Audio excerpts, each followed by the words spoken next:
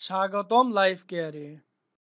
আমাদের আজকের বিষয় শুধু কলা নয়, খেতে হবে খোসাও। জেনে নিন।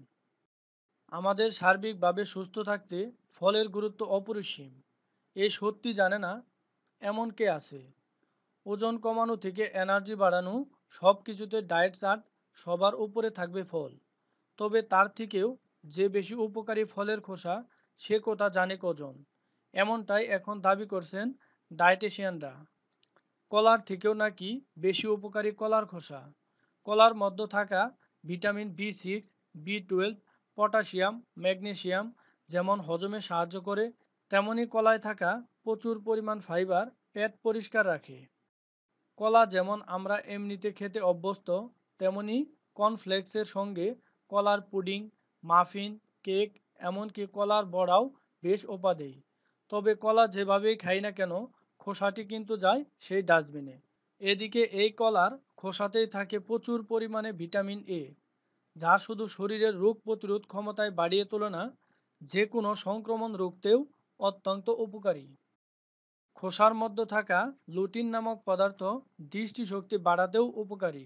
এছাড়াও কলার খোসায় থাকা প্রচুর পরিমাণ অ্যান্টিঅক্সিডেন্ট শরীরের কোলেস্টেরলের মাত্রা নিয়ন্ত্রণে রাখে। শরীরে রক্তচাপের মাত্রাও নিয়ন্ত্রণে রাখে কলার খোসা। সবুজ না হলুদ, কোন খোসা বেশি উপকারী? জাপানের এক গবেষণায় দেখা গিয়েছে সবুজ খোসার থেকে বেশি উপকারী হলুদ খোসা।